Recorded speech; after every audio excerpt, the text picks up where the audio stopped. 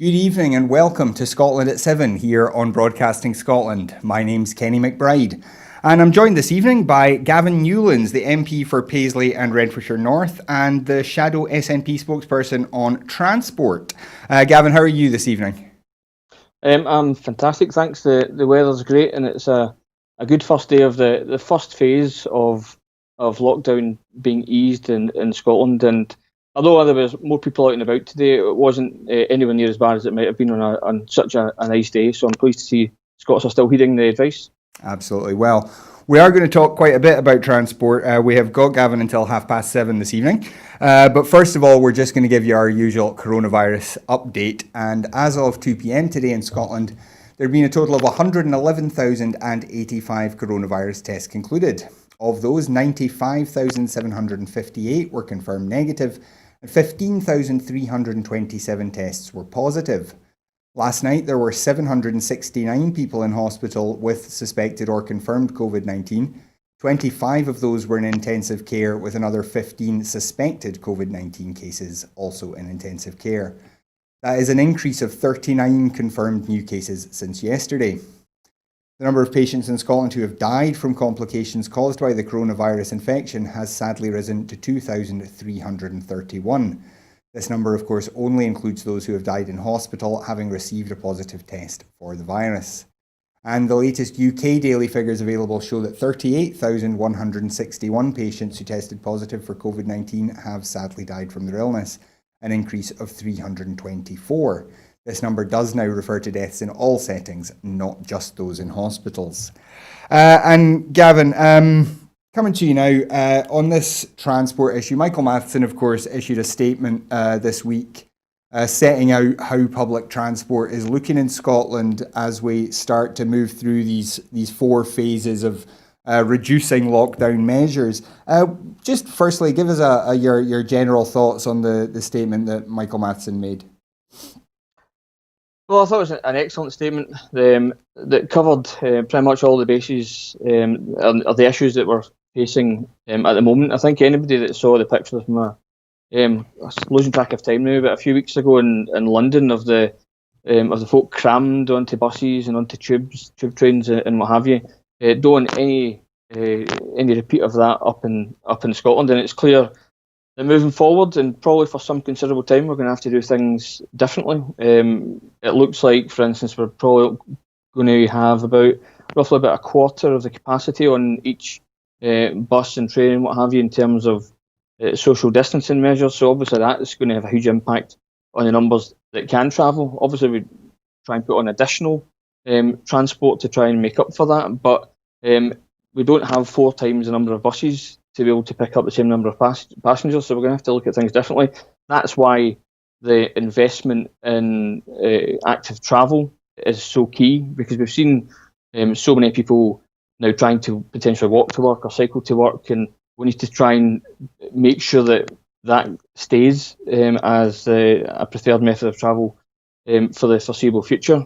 Mm-hmm. Now, that has to be done sensibly, because I have seen, just to make this point if I can, England, I have seen, and it may be the case up here as well, some schemes as well, but I have seen a few cases down south where they've painted some cycle lanes just on the side of the road beside parked cars, which actually makes things more dangerous than anything else. So if we're doing this, we have to do it right. Mm-hmm. Now, one of the things that jumped out at me was, as you say, the massively reduced capacity. We're looking at as low as 17% on the ferries, for example. Yeah. As you say, about 20 to 25% on buses and trains is what's expected. How big of a problem is that going to be? I mean, given that, for example, a company like CalMac is already quite heavily subsidised on most routes. How big of an impact is that going to be for the companies, do you think, to bear? And how much of that is down to the government to make up the difference? Well, clearly that's something we're going to have to look at, because no business can sustain, especially if they're putting on a similar amount of buses than etc. than they currently are. No business can sustain a reduction in revenue of that level. So that's something we're going to have to look at. But as I said, there's a lot of people now who find working from home normal. and hopefully for many people, they'll be working from home for some foreseeable time, and perhaps a lot more moving forward. Anyway, I mean, my wife has been told she's working from home until at least October, and it's likely to go beyond that. That's great, and it's good for your carbon footprint. There's some issues with that. She's, for instance, not met her new workmates since she started a new position, a new job, etc. And there are things like that where working from home is not ideal, but for the moment, it's the best place you can be. Mm-hmm.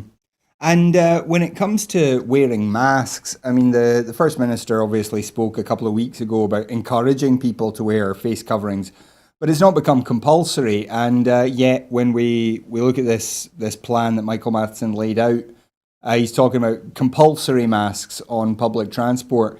How easy do you think it's going to be to get compliance on that? Do you think people are ready to start wearing masks as a matter of course?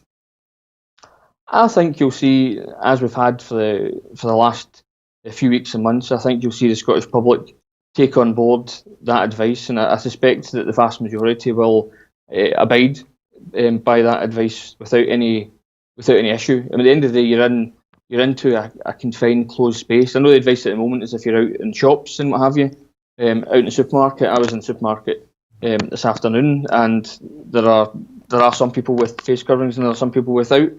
But in such a confined space as a bus, for instance, I think the need for it is perhaps even more obvious, and I think it won't be as big an issue in terms of compliance as some people have said. Mm-hmm.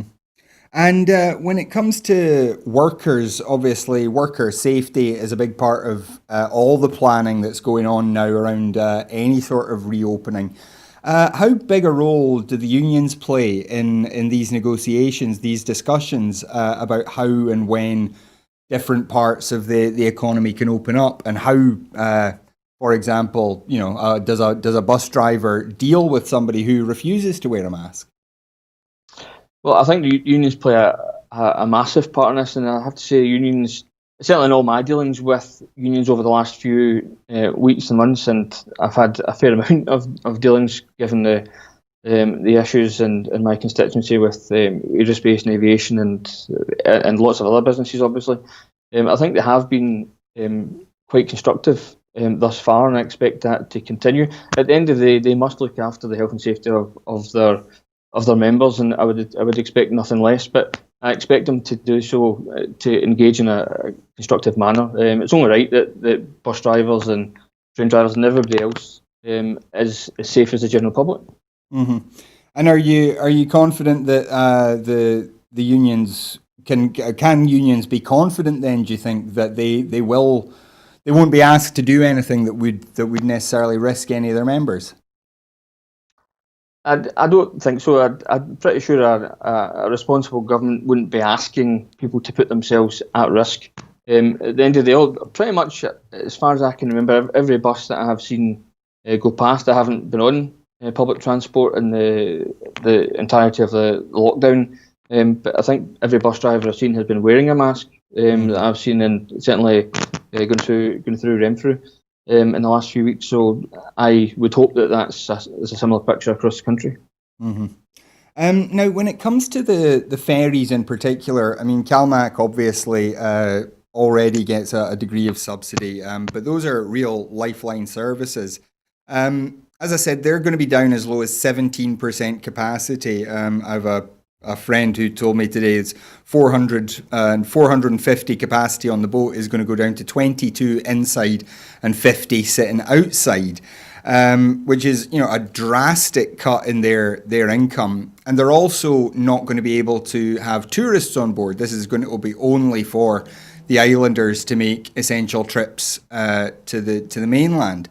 How big a problem is that going to be going forward, given that we can't expect there to be a lot of tourism allowed for most of the summer?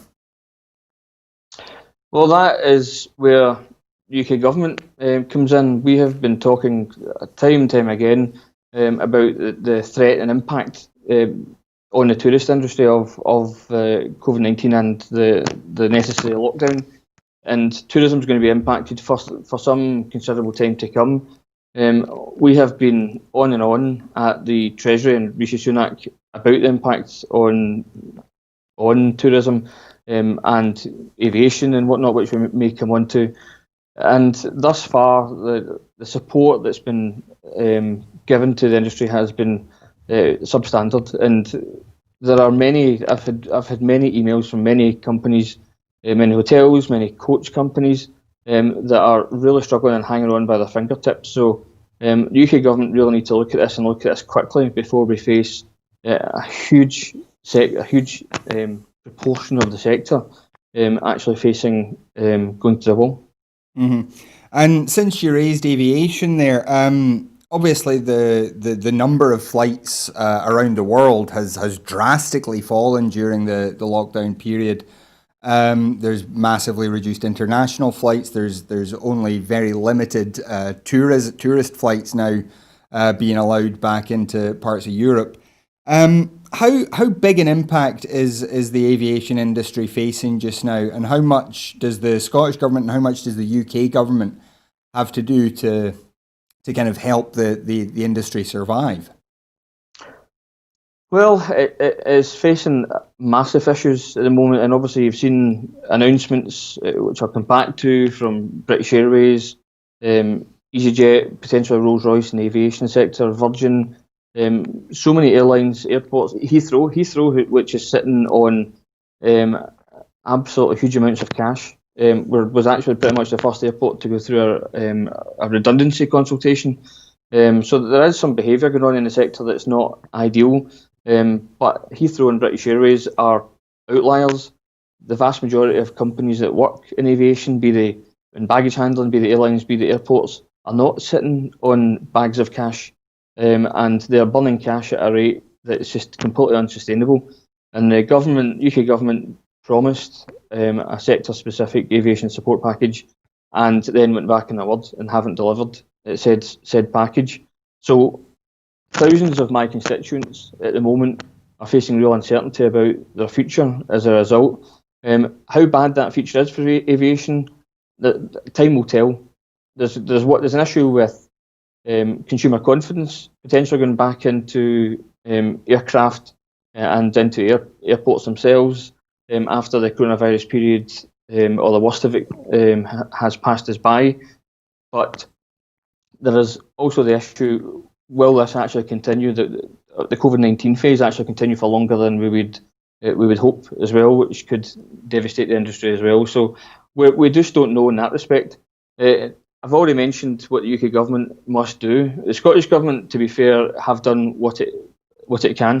It has done what it can. It has brought forward business rate support, so no airport or Loganair or baggage handling around the airports, etc. None of those businesses have to pay business rates for a full year, which is something that Northern Ireland has now copied, but it's something that the UK government have still not implemented, despite many people calling for it. I sit on the Transport Select Committee. I would be amazed if that's not a recommendation in an upcoming report that's coming out on aviation, because it's decisions like that.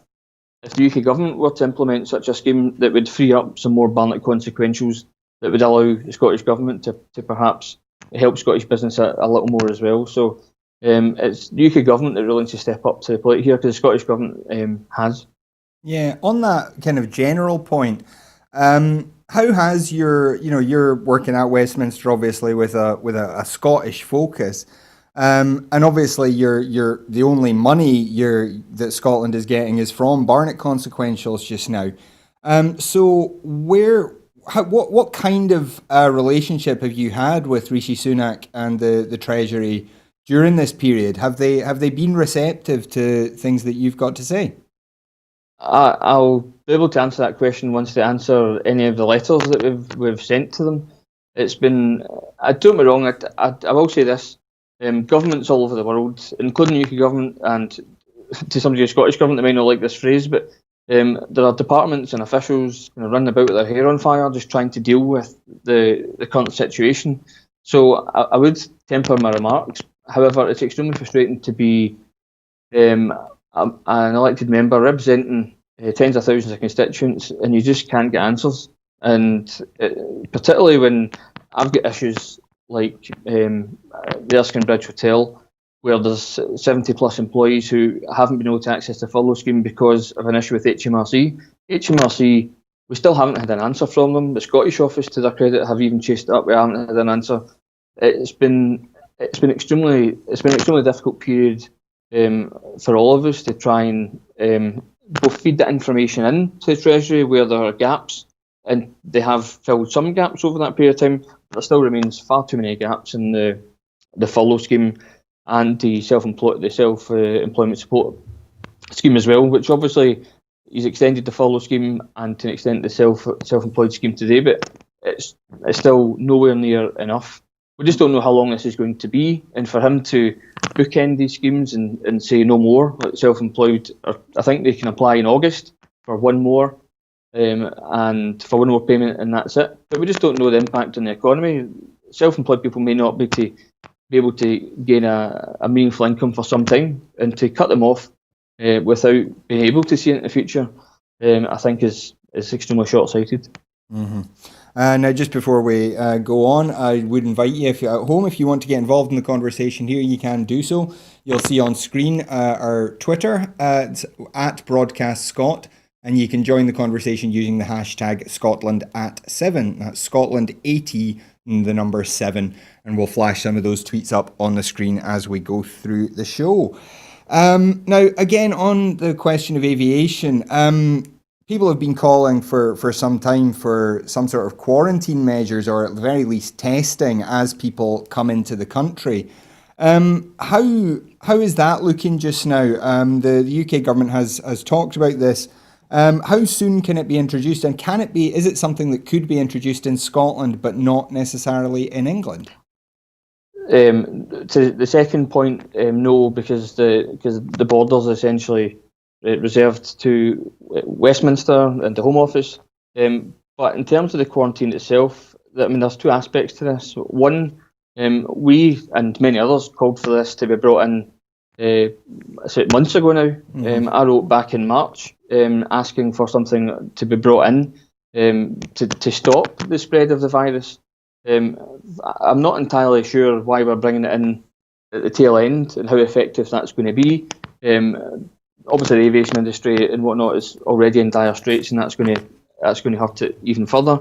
But I hear that there are some good kind of health arguments for it to be brought in. But I also hear there are strong rumours that it's been brought in on the 8th of June, and after the 3-week review, that they potentially may build in air bridges, which is to say that with countries they have agreements with, and countries that have whatever the criteria may be, but an R rate that's lower or similar to our own, that passengers from that country and indeed ourselves going to and from that country will not need to quarantine.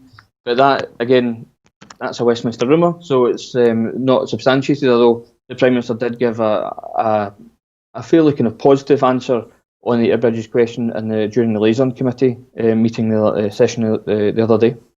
Mm-hmm. Now, as we look towards the future a wee bit more, I mean, one day we are presumably going to emerge from lockdown completely. We'll get to having what we might think of as a normal life. But clearly some things we want to be different. Some things are going to be different, and there are changes that we'd like to make. Now, things like walking, cycling, and people being able to work from home are things that can all benefit us a lot in terms of getting our carbon footprint down. We did talk about that a wee bit earlier. How easy do you think it's going to be to maintain that? Have you had any discussions with employers, for example, about extending working from home, and anything with the council, for example, and how they're making walking and cycling easier? I'll be honest, I've not had any conversations with the council on that specific aspect as yet. But that's certainly something we'll be looking to speak to them about, as obviously we're entering phase 1 of the lockdown easing. But yes, there are employers out there who have extended their access to whatever you want to call it, access to bike schemes, etc. So I think there are some positives to come out of this period, and I suspect that moving forward, you will see what reduction it'll be, but there certainly will be a reduction in travel, be that in public transport or driving, I would imagine. Certainly, there's people I speak to, and again, this is anecdotal rather than anything scientific, but I speak to a lot of people who have found it extremely useful, and perhaps it's something they hadn't considered previously in terms of making their own way to work. And it's something they're going to do a lot more. For many, it's obviously not going to be an option for those who live a substantial distance away from their work. But for many others, I know I've got neighbours who've bought bikes and plan to make their way to work on a bike from now on. Obviously, unless the weather's particularly bad, I would imagine. But I suspect that there may be a real positive impact for some time to come. How large that impact is, we don't know. But again, what we decide moving out of lockdown as politicians may well influence how big that change is. Mm-hmm. Now, lots of environmental activists would want to see a big increase in the use of public transport anyway. What measures do you think need to be taken, both at UK and at Scottish Government level, or at council level, if there are some that you think need to be made there, to increase the use of public transport? What are the factors you think that are at play there? Well, I think there's a couple of things. I think there's the perception of public transport and the reality. I think sometimes the perception of public transport doesn't do public transport justice. For instance, in the rail network in Scotland, ScotRail, despite its obvious issues over the piece, is still one of the better performing franchises in the UK, which maybe highlights the issue with the franchising system. But I still think that the performance of the rail network is perhaps better than some people give it credit for. Buses, again, this depends on where you are. If you're in a village, then your public transport will very much likely to have got significantly worse over the last few years, and certainly I know in the villages in Renfrewshire, a lot of services have been cut. But there still remains a strong level of bus journeys through the big cities or big towns, certainly in Renfrewshire, and I suspect that a lot of people don't actually realise how many buses there are. That being said,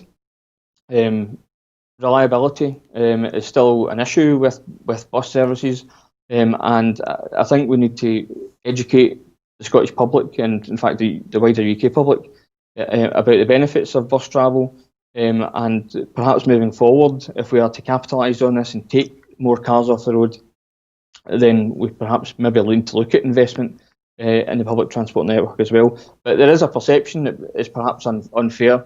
But certainly, if we are to see a real step change and certainly a modal shift in transport, then we may have to look at investment.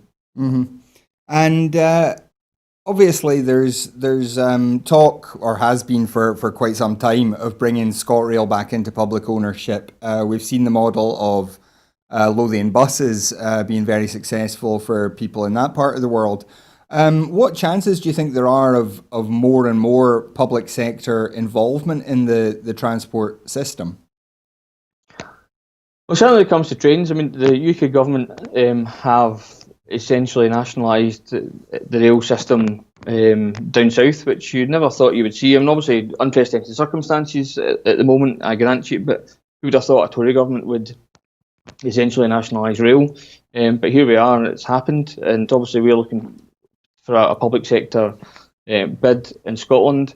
I suspect, given what's happened over the last few weeks, certainly private investment in public transport may be a little scarce, so it may be something we're going to have to look at. Again, we don't have all the answers at the moment, because obviously over the last few weeks we've been trying to react to the situation and ensure that people and businesses have the support that they need. But it definitely is something we will definitely have to look at, and as soon as possible. Mm-hmm. And as well, when it comes to kind of developing the network, we've seen a couple of old rail lines reopened in the last few years, in mostly to great success. And then you've got things like the introduction of electric or hydrogen buses.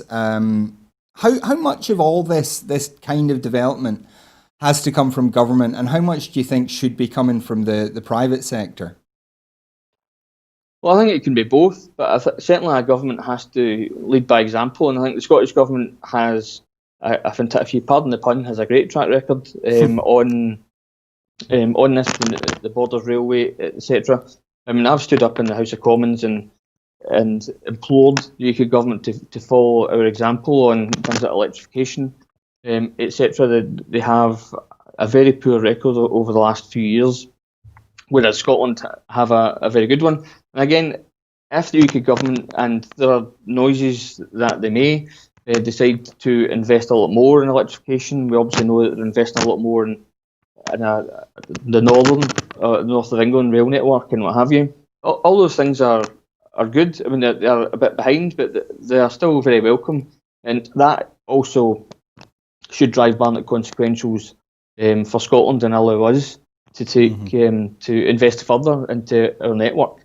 And I'm sure you're probably going to come on to cars in the last few minutes we have.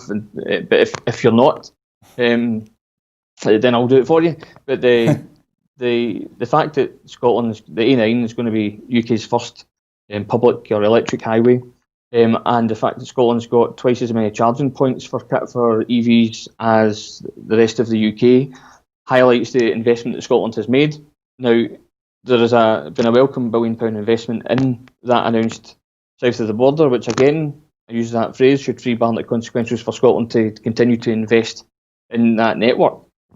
But I've also spoken to the new ministerial team at the DFT and suggested various things like a scrappage scheme. If we want to get old polluting cars off the road, we have to incentivise the drivers to do it. So a scrappage scheme to try and make electric cars or even hybrid cars that a bit cheaper for drivers, because I know the price has come down. There's so many new models that have come out in the last few months. It's still a relatively expensive bit of kit, and anything that we can do from a government level to try and drive that behavioural change, the better. Well, to be honest, I wasn't going to bring up cars. I was going to be focusing just on public transport, but that's a very good answer anyway. So just finally, before you go, Gavin, how can Scotland be a leader in this field? I mean, we don't have electric car manufacture, for example, in Scotland. Where are the business opportunities where you think Scotland could be taking more of a lead in the transport sector as we look towards a carbon-free future?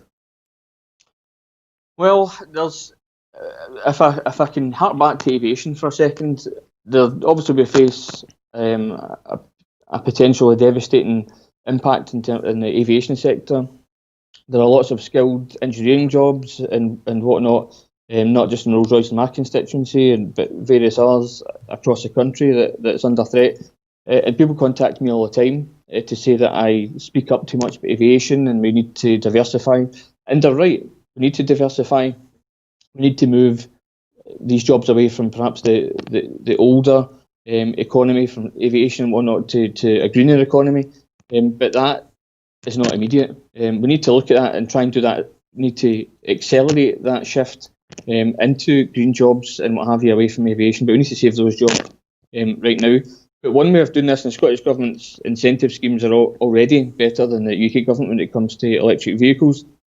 But if we can try and drive that behavioural shift and really see a big change in Scotland, then you'll see the vehicle manufacturers and the supply chain see that shift in Scotland, and that's one way we can actually attract some of that business to Scotland as well.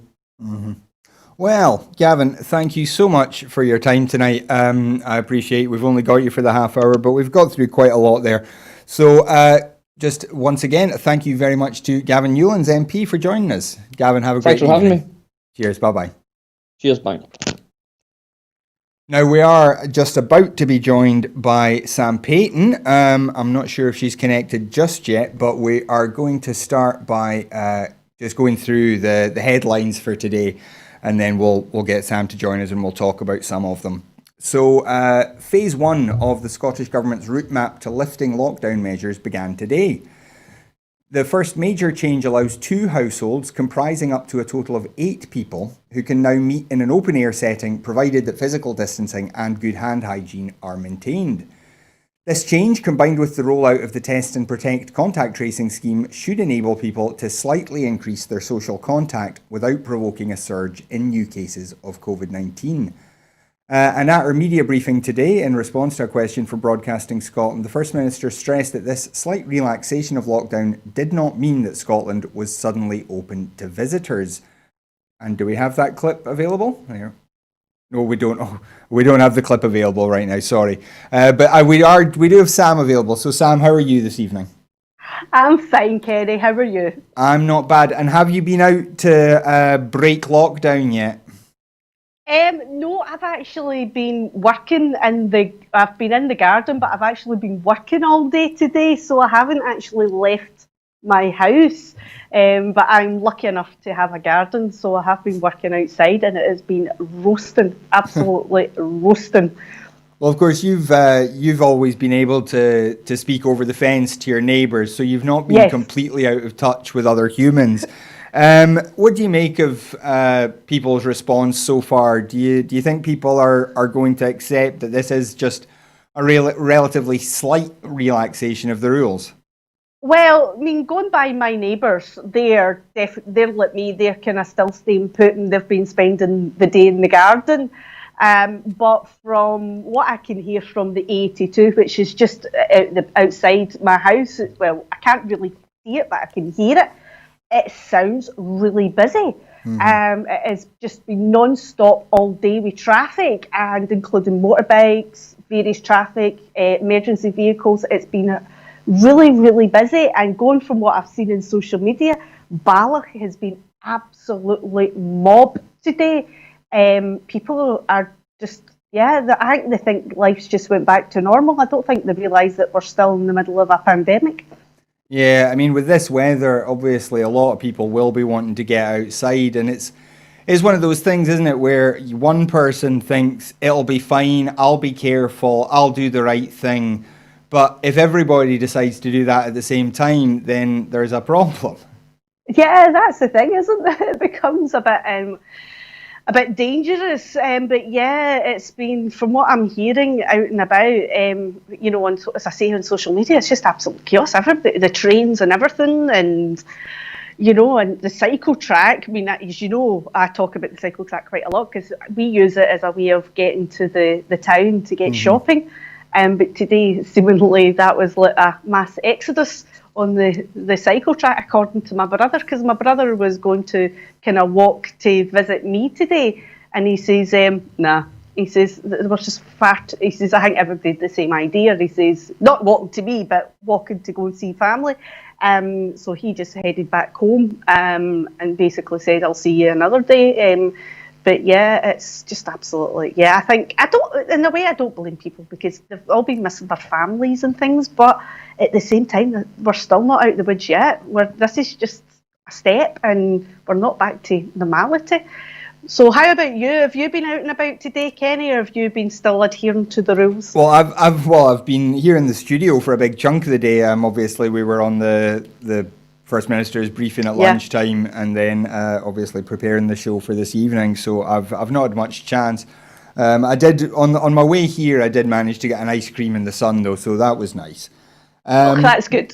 But Sam, one other thing that came up today, it's not actually in our list of stories because the announcement was only made quite late. But the Chancellor announced changes to the furlough scheme and to the self-employment support scheme. As a self-employed person, have you picked up on that, and what did you think of it?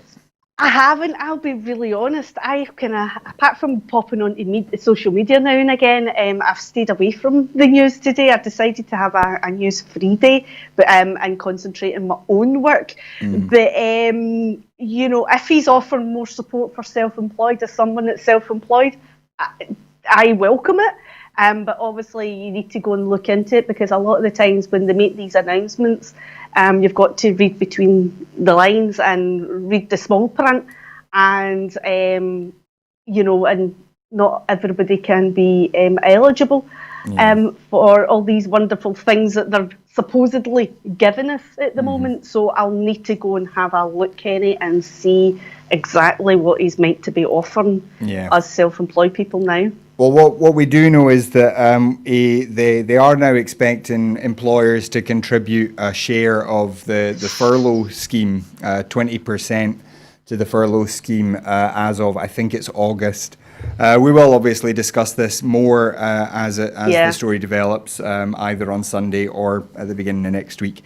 But we'll move on just now to the United States. And Omar Jimenez, a black American reporter for CNN, was arrested by police in Minneapolis, Minnesota early this morning while reporting live on air. His white colleague, Josh Campbell, located just 1 block away, reported in contrast that police had been polite and helpful in dealing with him. Jimenez was reporting on the ongoing protests in Minnesota related to the death of George Floyd, a black man who appeared to die as a result of dangerous police restraint methods in video footage that went viral on social media earlier this week. Jimenez was released from custody a few hours ago after Minnesota Governor Tim Walz apologized to CNN President Jeff Zucker for the incident. Meanwhile, President Donald Trump ignited controversy after tweeting that when the looting starts, the shooting starts. Twitter hid the tweet, adding an advisory note that it breached the platform's rules on glorifying violence, but that the public interest was served by not deleting it. Last night, Governor Walz mobilized the National Guard Military Reserve Force to restore order, and reports have emerged of live rounds being fired into rioting crowds. And Sam, I mean, this is just a horrible story all round. George Floyd apparently either suffocated or strangled to death by an officer's knee on his throat after he had been handcuffed. What do you make of, first of all, the death of George Floyd, and secondly, the riots, and then this arrest of a black reporter? It's just absolutely horrendous. It's despicable. I mean, if you see the video with George Floyd, he's doing his best to make it clear that he can't breathe and he's struggling to breathe. And, you know, I'm sorry, but as an officer of the law, regardless of what country they live in, they have a responsibility and a duty of care to ensure that the person they've arrested is safe and basically to respect their well-being as well. And that just wasn't complying with any of that. It was just brutality, and it's just, the man just did not. Nobody deserves that, but I seen just on social media before I connected in that the police officer's now being charged for. That's right. I'm not sure what the kind of legal term in America for the. Yeah, it is murder. He's been charged. It's murder. He's been charged, which quite rightly so, because just sacking the police officer is not enough, because at the end of the day, he has taken someone else's life. And how he could turn around and say that he didn't knowingly take someone else's life when he had his knee on his airway is just unbelievable. So, yeah, I think, quite rightly so, he should be charged. Mm-hmm. At the end of the day, if that was a member of the public, they would have been charged. In terms of the reporter, I've seen wee snippets of that. It's just absolutely disgusting. But there's always been that inequality in America, which is absolutely outrageous in this day and age. And the problem is with the, I may say, government that they've got at the moment, they're not exactly helping at the moment. They're not exactly helping this situation, and they're not helping the situations even in the past regarding inequality in America. They seem to fuel it. So in terms of Twitter, even doing what they're doing with, I was going to say George Trump there. Don't know, getting presidents muddled up here with Donald Trump. You know, he's just, honestly, he's a liability unto himself. He really is a liability unto himself. Yeah. How this man's president, obviously people voted for him and it's a democracy, it's just beggars belief. Yeah. Obviously, Twitter have had this ongoing issue with Trump because they can't kick him off But they have to somehow monitor what he's saying. It does pose a real challenge, doesn't it? We talked about this a little bit on Wednesday. The problems that social media companies face in trying to deal with their position as potentially a publisher, but also as a public forum. Yeah, it's quite difficult, and I guess they've got to do something. They can't allow him to kind of go on with the type of behaviour that he kind of goes on with. I mean, he blatantly lies and calls things false news when it's true, and vice versa. And he tries to rewrite the rules. He tries to rewrite what he said, even though it's been caught live, and then obviously inciting violence as well and hatred. It's just they've got to be able to do something. And yes, he is a president, so they can't exactly block him. So they've got to do something to monitor him. And that, as we were talking about, it's a difficult one when it comes to social media platforms, getting that balance between freedom of speech and where they've got to draw the line between, people blatantly inciting violence and also putting other people's health at risk as well, when they're putting out false information about, especially at the moment, a lot of it's going about COVID. Yeah. So yeah, it's a difficult one, and it's where do you draw? I mean, you've got to draw the line somewhere. Even though we all want freedom of speech, there's got to be a line drawn somewhere. Absolutely, yeah. I understand that phrase, when they start looting, we start shooting. That's just horrendous. Yeah, I believe that goes back to a mayor, I think it was, during the race riots during the civil rights movement in the 60s. Right. So there are he's echoes quoting that. of that that even period. makes it worse again. Yeah, well, that's Donald Trump for you. But we do Yeah. move on now.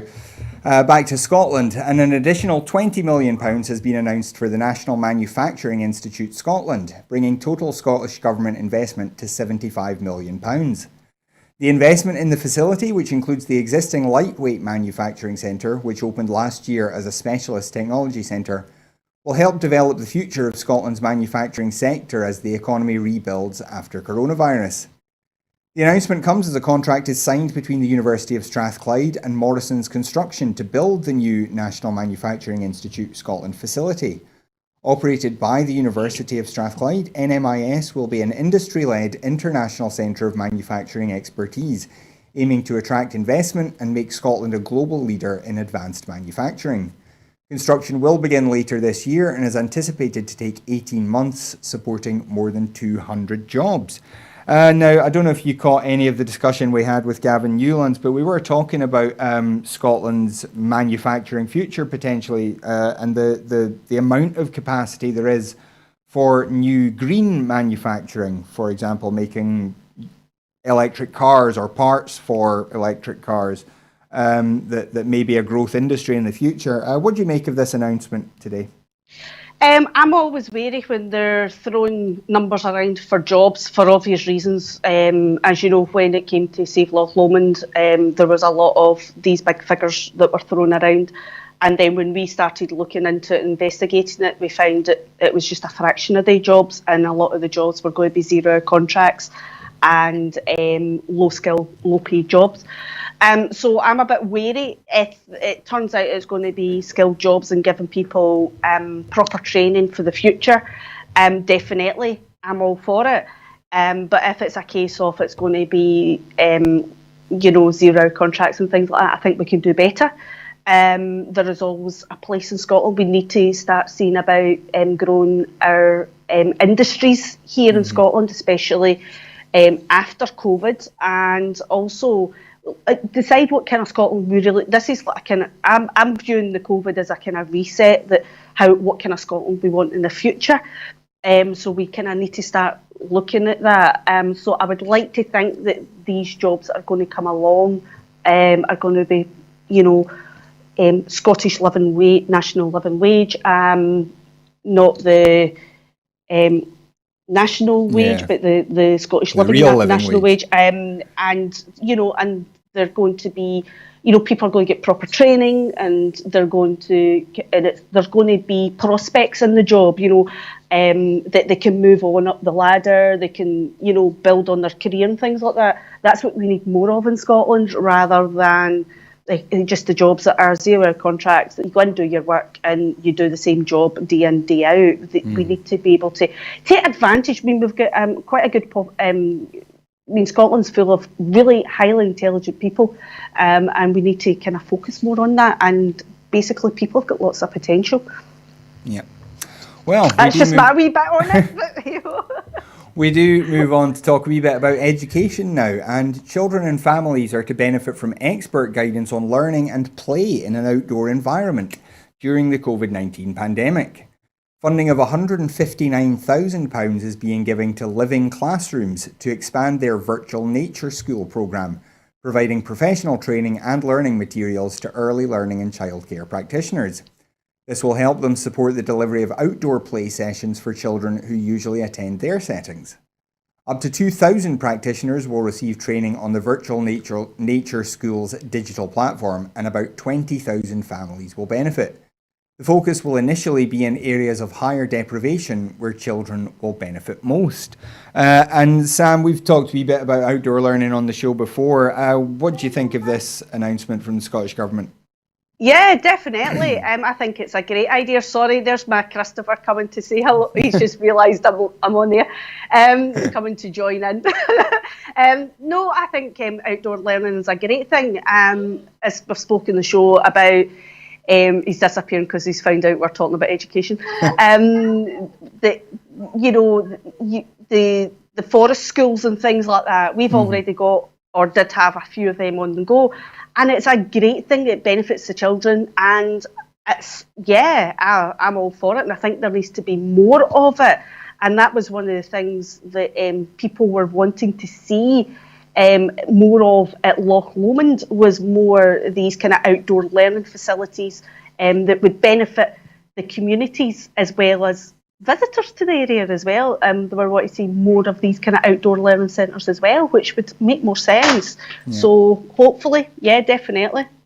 Now, obviously, young Christopher will be heading back to school next term. There's going to be no school until after the summer. Have you heard anything from the schools in your area about how outdoor learning might be included in getting the kids back in? Because obviously being outdoors is going to make for easier distancing than being stuck in a classroom. No, but my son's school is in the middle of being rebuilt. They're building a new school in the playground of the existing school. Okay. Because the existing school's literally fallen apart. So it's going to be interesting what happens in August when they do return, because up until the lockdown, they were dealing with just the infants' playground, which is quite a small size playground. So how they're going to work this one out, we don't know. I'm in the parent council, and I'm still waiting to find out, as some of the other members are. I believe there's talks going on between the council and the school.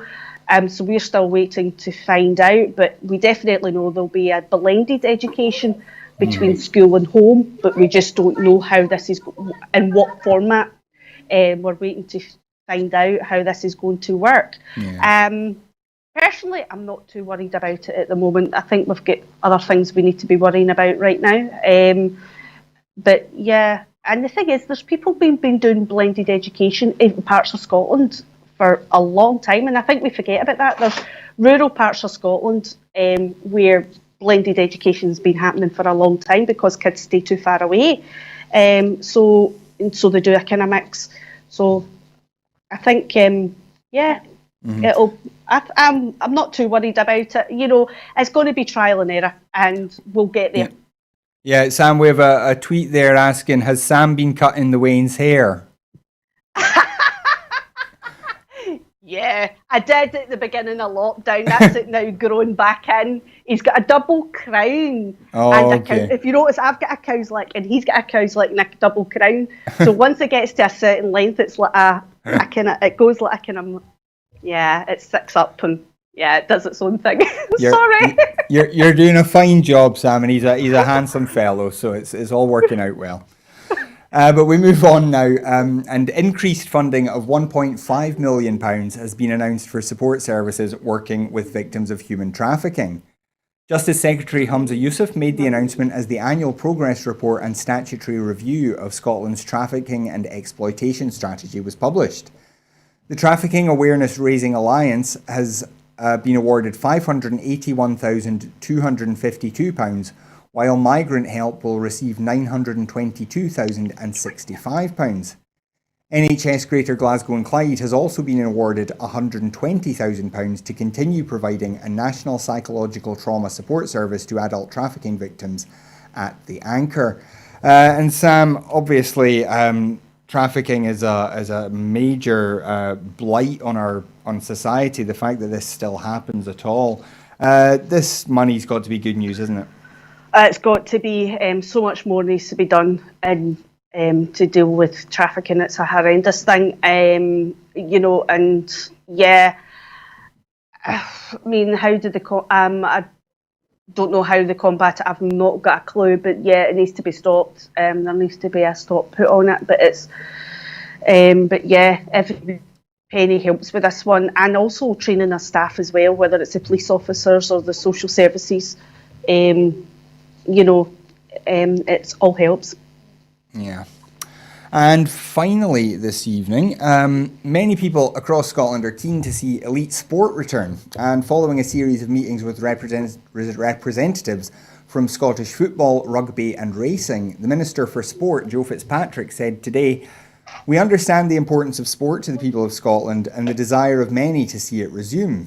Earlier today, I met with senior representatives from football, rugby and racing to consider in detail how those sports will resume when it is safe to do so. When we are in phase 2 of our pandemic route map and suitable health protection measures are in place, then elite football, rugby and racing should be able to resume behind closed doors. As we are currently unable to say exactly when phase 2 will commence, any proposed dates for resumption behind closed doors must be provisional and subject to wider public health considerations.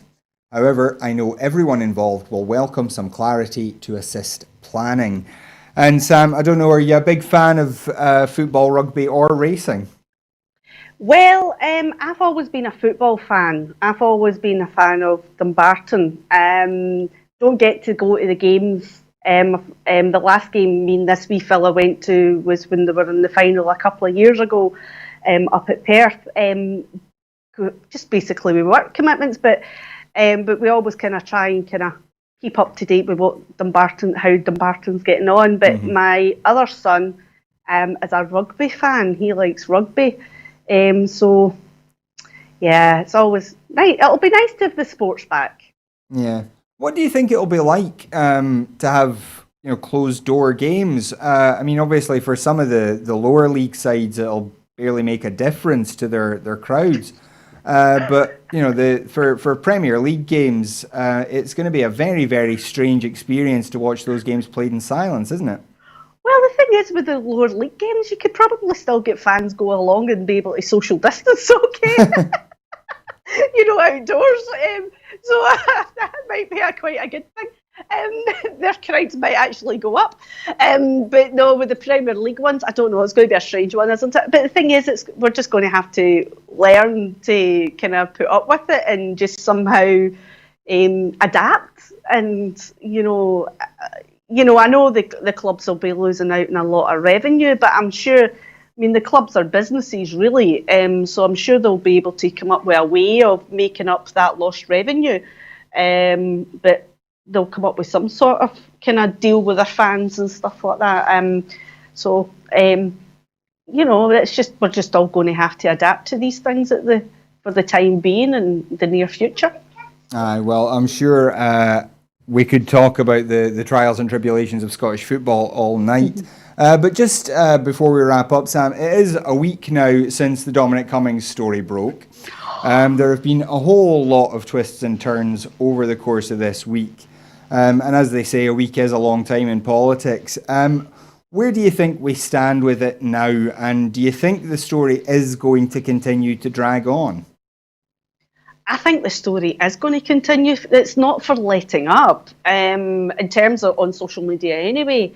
You know, and there just seems to be more and more information coming out, more and more people getting pulled into it in terms of, you know, with Newsnight and things like that, you know, and it's just horrendous. It's absolutely horrendous that one man has got so much power that, you know, this story is just going on, and you know, and the Prime Minister seems to think he warrants all this protection. It's just madness. It's just absolute madness. Yeah.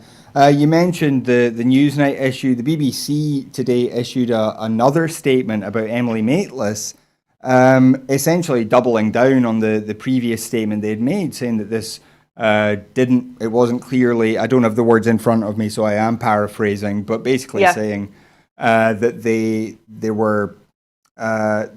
crossed the line, that she had not showed due impartiality. And now, obviously, we've seen people like Andrew Neil make very partisan, very pointed introductions to his show.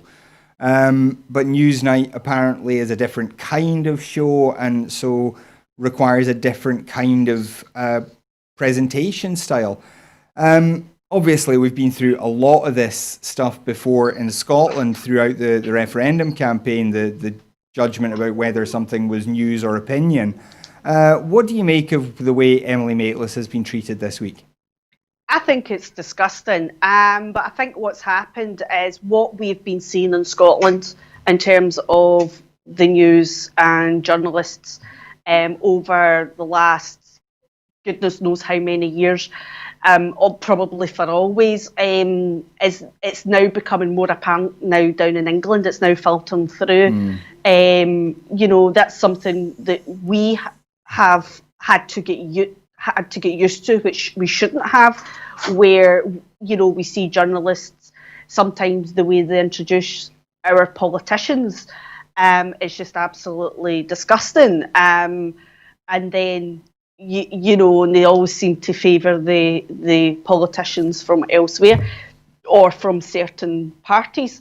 And they'll make wee kind of snipe comments and things like that. So the fact that it's now so openly happening now amongst English journalism shows that it's escalating, that they've become comfortable with it, and they think they can get away with it, which is what they're doing. You know, where they're picking sides and things. I mean, at the end of the day, journalism's about reporting the story and reporting the facts, not really taking sides. I mean,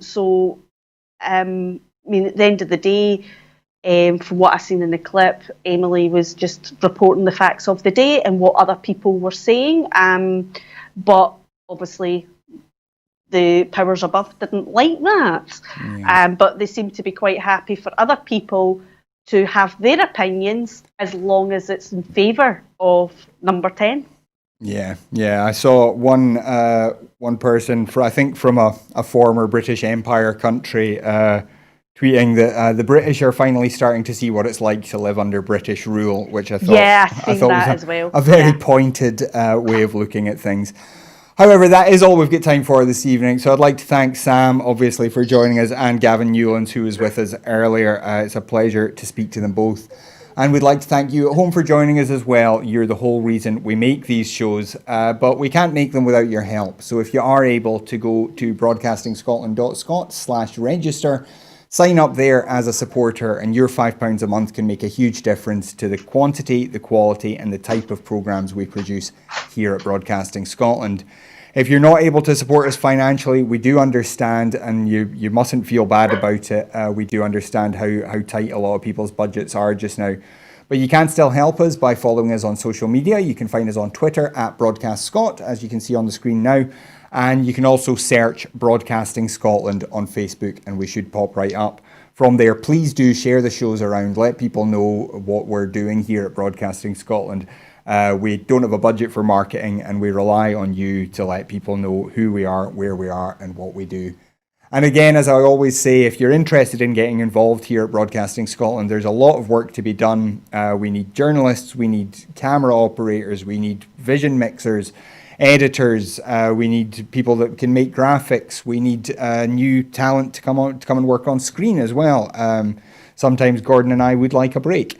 So there's all kinds of options there, and you just need to get in touch with us. Let us know what you'd like to do, whether you have skills already or whether you want to learn. We can help with both.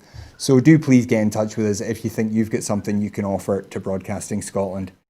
But that is all we've got time for this evening. So I'd like to thank Sam once again. Sam, it's always good to see you. Gavin Newlands, MP as well, for the half hour that we had him at the beginning of the show was also excellent.